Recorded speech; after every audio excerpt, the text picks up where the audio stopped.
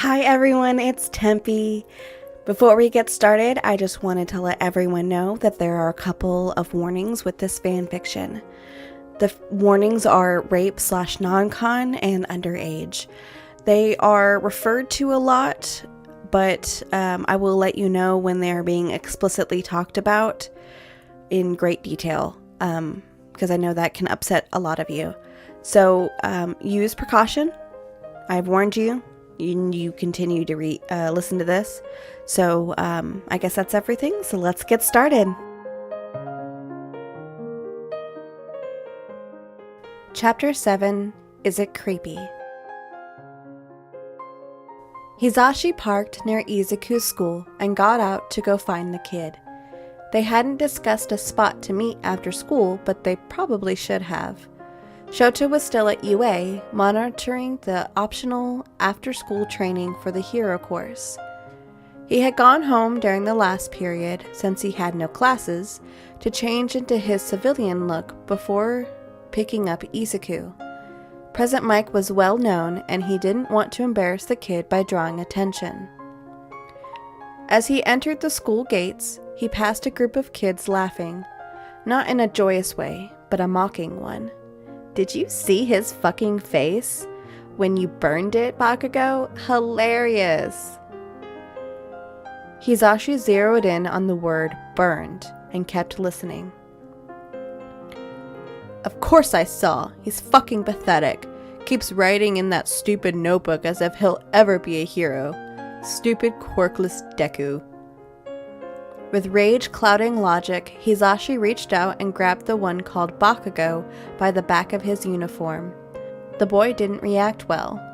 What the hell? What fucking gives? He turned the kid to face him. Where is Izuku? The kid paled, yet somehow maintained an angry sneer on his face. What's it to you, fucking pervert? The angry kid growled.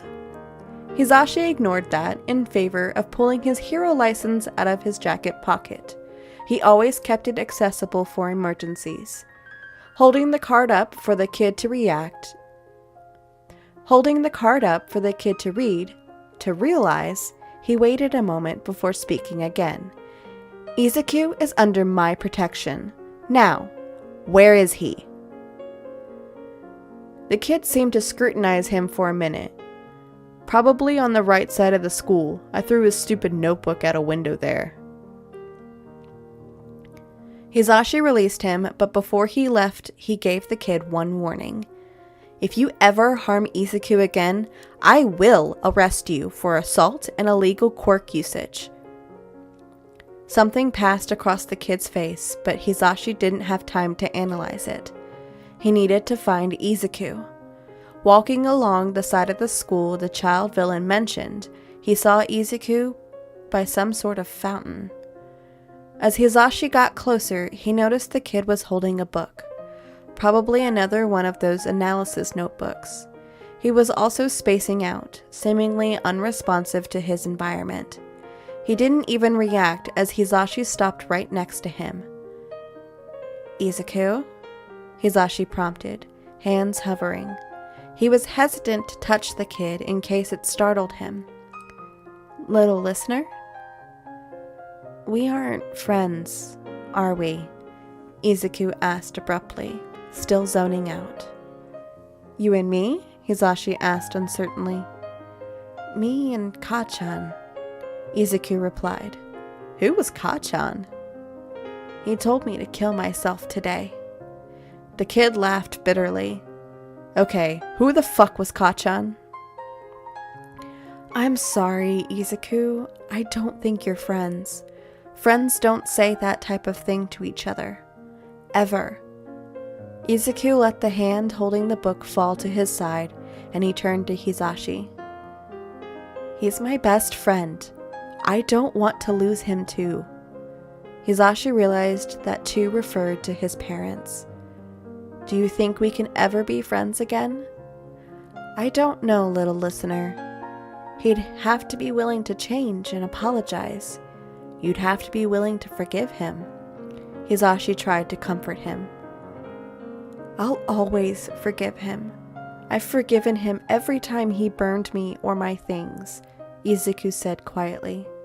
Hisashi paused, making the connection. Kachan was what Izuku called the boy that those other kids called Bakugo. He had to remind himself that murdering a child probably wouldn't bode well for him. Hearing how the kid talked about Izuku, they were definitely not friends. Hisashi pushed aside all his unhelpful comments to point at the notebook. Your things, like that? Did he damage it badly? It's, mostly charred externally, but then he threw it out the window and it landed in the fish pond. Izuku carefully opened the pages. It doesn't look like the ink is bleeding too badly. I can probably still make it out to rewrite it. What is it? Hisashi asked, knowing damn well what it is.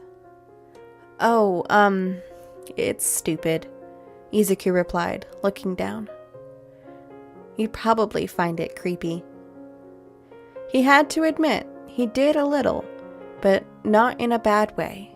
He worked with Nezu, so he was used to super genius level intelligence. It unnerved him, sometimes, just because his brain couldn't make the connections the way Nezu and now Izuku did. The sense of creepy came from that gap. Even if he found it a little creepy, he always thought it was incredible. I'm sure I'll be fine, little listener, he assured. Izuku looked hesitant, but flipped through the book for the most legible page. It was a recent analysis of Kami Woods, who debuted earlier that week. When Izuku handed it to him, Hisashi read through it. Somehow, it was even more advanced than the other notebooks, and a lot of it went over his head.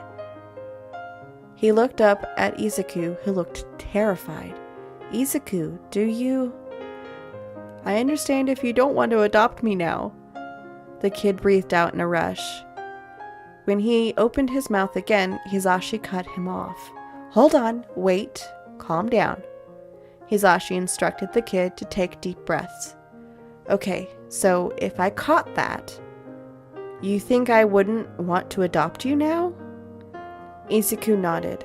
Everyone says it's creepy, Izuku said sadly. Hisashi bristled as he saw tears from in... Izuku nodded.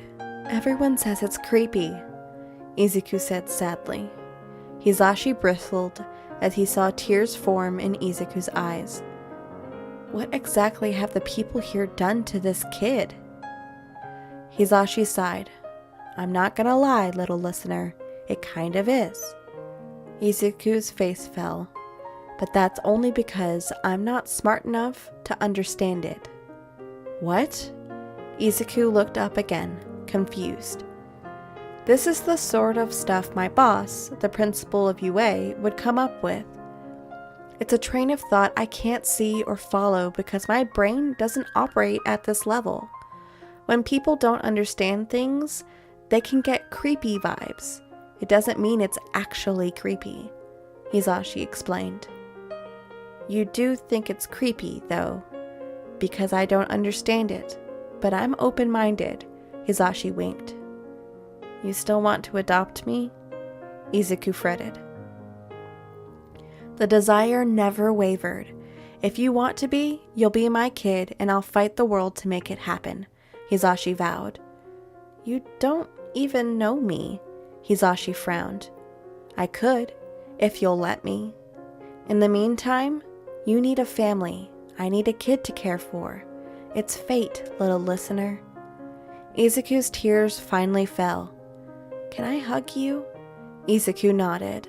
When Izuku finally calmed down, Hisashi led him to the car.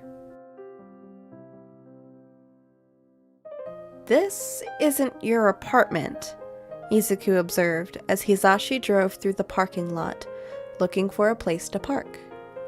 Our apartment, Hisashi corrected. And no, it is not. This is the mall. Why? Izuku asked as Hisashi found an empty space. I promised to take you shopping, remember? Hisashi said, turning off the engine. But you haven't adopted me yet, Izuku pointed out, puzzled. And, Hisashi asked, adoption takes time. A few months at the least, if not longer. Meanwhile, you still need clothes and to feel comfortable in your home. But if you buy me stuff and then they don't let you adopt me... Izuku looked troubled by the thought. Then I provided for you while you were in my care, as a guardian should. Though I don't plan on losing, Hisashi said cheekily. Come now, let's go in. Shota should be meeting us here soon. Hey everyone, it's Tempe again. That's the end of this chapter. And if you liked this, please follow the links in the description below to the original work and help support the original author. If you liked this, please leave a like, comment, or subscribe. You can send any comments or suggestions to the email in the description. I also have some exciting news. I will be posting chapters twice a week on Wednesday and Saturday, so be looking for that. That's everything, so I'll see you guys in the next one. Bye!